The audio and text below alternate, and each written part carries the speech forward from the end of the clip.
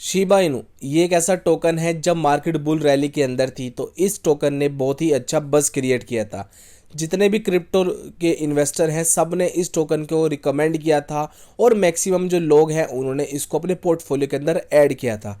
आज हम बात करेंगे कि शिबा इनू क्या आगे बढ़ सकता है, क्योंकि बहुत दिनों से ये रुका पड़ा है और इंडिया के अंदर बहुत लोग ऐसे हैं जिन्होंने इसके अंदर इन्वेस्ट कर रखा है। उसका सीधा सा रीज़न ये है कि मैटिक के जो फाउंडर हैं उनको Shiba Inu as a donation मिले थे, जो विटालिक ब्यूटेन ने ट्रांसफ़र किए थे। तो एक इमोशनल अटैचमेंट भी हो गया था लोगों का शिबा इनू टोकन के साथ और लोग इसको बढ़ाने के चक्कर में इसको बाय करते रहे। और आज की वीडियो में हम बात करेंगे उन लोगों के बारे में जो इसके अंदर बहुत ही मोटी इन्वेस्टमेंट फंसा के बैठे हैं, वो क्या करें और आने वाले टाइम में इसका फ्यूचर इवेंट्स क्या है।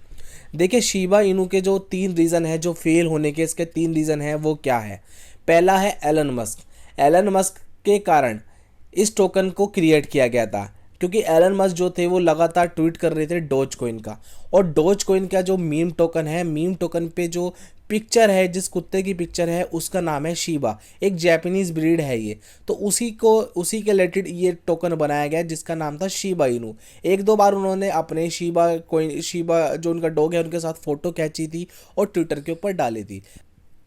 एलन मस्क फिलहाल अभी कोई एक्टिव नहीं है ट्विटर के ऊपर क्रिप्टो करेंसी से रिलेटेड। उसका सीधा सा रीज़न ये है कि एलन मस्क ने जो मार्केट है उसको बहुत ही ज़्यादा वोलेटाइल किया था। अपने एक ट्वीट से वो बेतुके ट्वीट करते थे, जिस कारण से मार्केट बहुत ज़्यादा अप हो जाती थी या डाउन हो जाती थी, जिससे मार्केट के लिए गलत इम्पैक्ट पड़ता था। बट एनमस ग्रुप एक हैकर ग्रुप है, उन्होंने एलन मस्क को चेतावनी दी थी कि यदि वो नहीं सुधरेंगे तो उनके लिए बहुत ही बुरा हो जाएगा। तो उसके बाद से एलन मस्क ने इसके ऊपर ट्वीट करना बंद कर दिया और तब से अब तक की बात है, जो शिबा इनू टोकन है उसकी ग्रोथ नहीं हो पाई है, क्योंकि डोज कोइन और शिबा इनू कोइन एक तरह से रिलेटेड है। क्योंकि अगर डोज कोइन बढ़ता है तो शिबा इनू डेफिनेटली बढ़ता है। दूसरा रीज़न इसका गिरने का ये है कि जब शिबा इनू लॉन्च हुआ था उन्होंने अपना 50% जो अपना ये टोकन है इसको सीधा विटाली ब्यूटेन के ऊपर ट्रांसफ़र कर दिया था। यानी कि जो अभी सर्कुलेटिंग सप्लाई है 394 ट्रिलियन जो टोकन है, इसके जो आधे टोकन हैं, यानी कि अराउंड हम पकड़ लेते हैं 190 ट्रिलियन टोकन उन्होंने विटाली ब्यूटेन को एज अ गिफ्ट ट्रांसफ़र किए थे। और उसके बाद उन्होंने सबसे बड़ी गलती ये करी कि वो हर जगह इस चीज़ को मेंशन कर रहे थे, जो भी वो एडवर्टाइजमेंट दे रहे थे उसमें ये मेंशन कर रहे थे कि उन्होंने इतने टोकन विटाली ब्यूटेन को दे दिया। विटाली ब्यूटेन इसके एक तरीके से फाउंडर हैं, कुछ भी हैं। तो इस कारण से विटाली ब्यूटेन ने इस टोकन को बंद कर दिया, यानी कि उन्होंने इस टोकन को डिस्ट्रॉय कर दिया, क्योंकि उनकी इमेज इससे इम्पैक्ट हो रही थी। इसलिए इस कारण से उन्होंने सारे जितने 50% टोकन थे उन्होंने उसको बंद कर दिए। तो ये बहुत ही ज़्यादा डिसएडवांटेज थी शिबा इनू के लिए, क्योंकि लोगों की काफ़ी उम्मीद थी कि विटाली भी इसके साथ जुड़ गए। जो रीज़न है वो ये है कि जब मार्केट इतनी बूम हो रही थी, अभी 48,000 तक जब मार्केट क्रॉस करा था, उसके बाद भी शिबा इनू के अंदर कोई अच्छी खासी ग्रोथ नहीं देखने को मिली। अब मैं एक महीने का पुराना चार्ट देखता हूँ तो इसमें मैक्सिमम 0.00090 जो डॉलर है यहाँ तक ये गया था, यानी कि यहाँ से मुश्किल से ये 10% ही बढ़ा है।